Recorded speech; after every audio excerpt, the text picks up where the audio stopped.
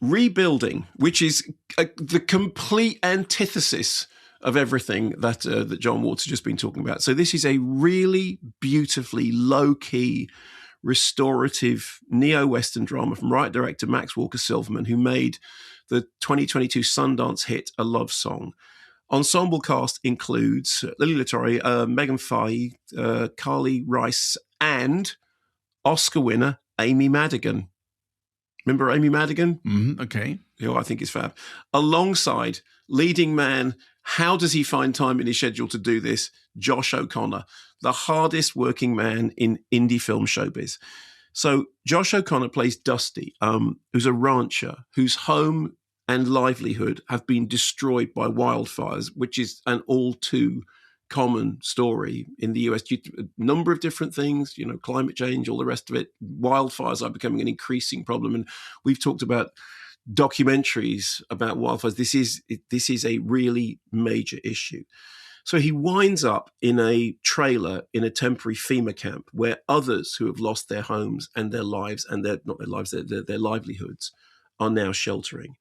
Dusty is split from his wife. He now seems to be something of an isolated loner. But fate has brought him to this point where some form of accounting or reconciliation is due, not only with his wife, but also with his young daughter, from whom he appears to have been estranged. He doesn't appear to have been around very much, but now he has to be around, even to the point of reading her favorite bedtime stories. Here's a clip. Are we around here?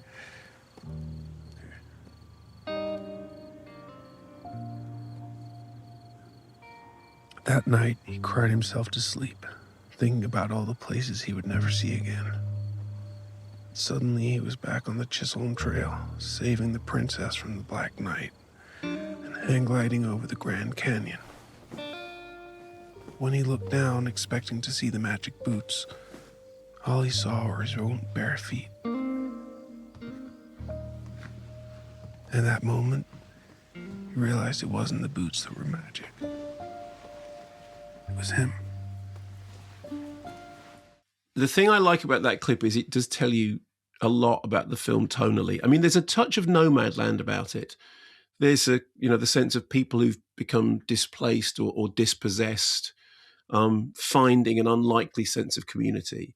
I mean, he doesn't want to be in that trailer camp, but when he's there, he meets other people who all have their own stories and who all turn out to be basically decent, kind, helpful people.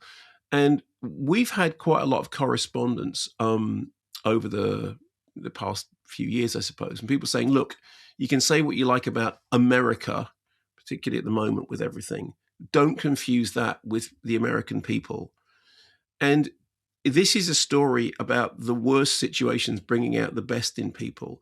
It's shot amid these Colorado locations that are, on the one hand, they're like the end of the world, but on the other hand, they're also strangely beautiful. In fact, there is a line in it in which Dusty says to his daughter, he says, "It's pretty, ain't it?" And you could say that this is like a typical American indie film in which not much happens against some spectacular scenery. And I confess that when I went in, because I knew a little bit about the film, I sort of thought that might be what it is. What I wasn't expecting was just how much it got under my skin, that it's quiet advocacy of endurance and friendship and kindness and these people just being decent to each other really made me feel uplifted. I mean, part of it is down to Josh O'Connor, and I think that he is an amazing actor. He has the ability to hold the attention whilst doing very, very little, which is a really, really... You remember there was that famous thing about Michael Caine talking about the difference between stage acting and screen acting. Was the screen acting, you move everything right down.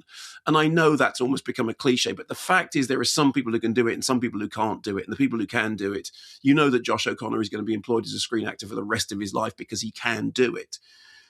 But it's also just good to see a film that manages to celebrate all the best aspects of coming to terms with pain, coming to terms with loss, without descending into cheesy cliche. And I mean, compare this, for example, to Glenn Rothman. You could say, well, they're both very soft-hearted films about the good in people in these circumstances, yet they are completely, I mean, stylistically the opposite ends of the track. And for me, this is when film really speaks to me. I mean, I went into this with a heavy heart and I came out of it feeling genuinely uplifted and not a little surprised by that, and ready to love my fellow man and woman anew. It is a good film in every sense of the word good. It's a boring title, don't you think? It sounds like an architecture magazine. Yeah. And partly, Simon, that's why I went in with a heavy heart, because it's a boring title and an uninspiring premise. But I promise you, the film is neither of those things.